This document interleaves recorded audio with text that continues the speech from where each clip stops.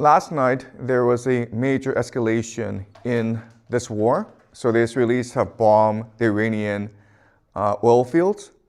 And in response, the Iranians now are attacking the energy infrastructure of the GCC.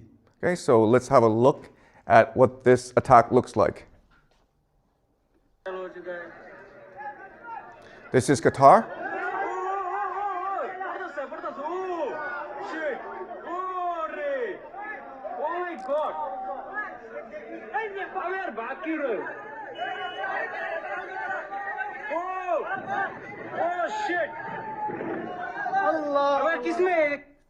Okay, so Qatar provides 20% of the world's LNG, and this is a major escalation.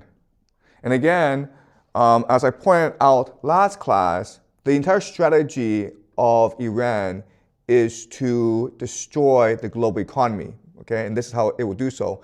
It also attacked Tel Aviv in response for the assassination of their de facto leader, Ali Larijani, okay? So this is what the attack looks like. As you can see from this picture, this is a cluster warhead, and it is impossible for air defense to stop this. So Tel Aviv is getting pummeled. We don't have footage because it's being censored right now. And you would think that the Israelis would want this war to end as soon as possible because Tel Aviv and other cities are getting destroyed in this war. And again, there's really no way for the Israelis to defend themselves against Iranian ballistic missiles. But unfortunately, there are many Israelis who are very happy about all this destruction. All right?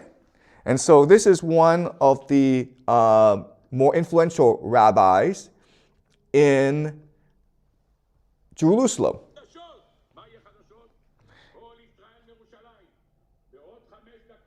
He's talking in Hebrew, but what he's saying is that this war of destruction, it will bring about the return of the coming of the Messiah.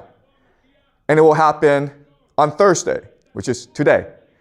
Okay? So they are not at all saddened by what is happening. In fact, they are quite animated. They're very excited about what's happening. So again, you cannot look at this war from a geopolitical lens. You have to look at it from an eschatological perspective. All right? So let us look at where we are in the war so far. And as you can see, it is a regional war, and both sides are seeking maximalist objectives. And what this means is the United States and Israel wants to destroy Israel, especially its capacity to be a nation state. And so right now, the Americans and Israelis are attacking their leadership, decapitating their leadership, as well as targeting their economy. And later on, as this war progresses and escalates, they will start to target civilian critical infrastructure, including water. Okay? And it's already happening. They also want to have a divide and rule strategy where they want to provoke ethnic conflict in Iran and divide Iran up into ethnic enclaves. And this is what we call balkanization. The Iranians, on the other hand, want to destroy the entire global economy. And you do that by attacking the energy infrastructure of the GCC. Because again, the entire basis of the global economy is cheap energy. Okay? So as this war progresses, you will notice certain things. Right? So eventually, the Americans will have no choice but to launch a ground invasion. And one possible attack vector is here, which is Kharg Island. This is where Iran stores about 9% of its oil for export. And so the idea is that if you take Kharg Island, you will destroy the Iranian economy and thus its capacity to sustain this war. The problem with Kharg Island is that it's easy to take, but it's hard to defend because of the coastline, right? In which case, you have to also take the coastline.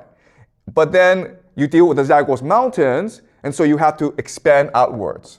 Okay, so this is what we call mission creep, where you cannot justify the war. So what you do is you put in some soldiers, and then the mission creep becomes just justification for the war. Okay, so that's one thing to spot as you read the news. Kharg Island will be a flashpoint. Another flashpoint will be Saudi Arabia, because right now the Iranians are attacking Saudi Arabia. Now, what Saudi Arabia can do is declare war on Iran. And this is important because Saudi Arabia has a mutual defense pact with Pakistan, so that if any are attacked, the other is obligated to come to each other's defense. Okay? This is important because, as you can see, Pakistan opens up the eastern front. Okay, so it's possible the Americans can attack from the east. The other thing that's important is that Pakistan has nuclear weapons, and it is possible nuclear weapons are used. I strongly believe tactical nuclear weapons will not be used. Okay, but once Pakistan is in the war, nuclear warheads are now at play. Okay? Another thing to watch is how this war expands elsewhere. Okay? Because when the time is appropriate, what will happen is that the Iranians will activate their proxies, the Houthis, and they will close off another critical choke point. Okay, so now what's going to happen is that there'll be two critical maritime choke points that are closed off, thus isolating the GCC and thus cutting off the world's access to cheap energy. And when they do that, we can expect global retaliation and other forces will have to come in to secure cheap energy. Okay, it is possible the South Koreans, the Japanese are forced into this war because they are so dependent on GCC energy. All right? All right. So these are things that we will look for in the next few weeks. Something else that is creating attention online is people are speculating that Benjamin Netanyahu is dead. And the reason why is that he's not been seen in a public setting for many days. There have been cabinet meetings, and Netanyahu usually chairs them, and he's not there, okay? The other thing is that there are fake AI videos of him giving speeches, and it's pretty blatant these are fake. So people are speculating that he is dead, and they're trying to cover it up. This is a picture of him visiting a cafe in Jerusalem to prove he's not dead. The problem is that this cafe is in a mountain, and it will take him about like 50 minutes to drive there. So why does he go there? Why doesn't he just have a cabinet meeting or get on the phone with Donald Trump to prove he's still alive? All right? So, but I personally don't believe he is dead. He could be hiding somewhere, or he could be injured. What we do know is that the Iranians are killing a lot of senior Israeli officials, including the head of Mossad, the spy agency. And Netanyahu's residence was also targeted in Tel Aviv.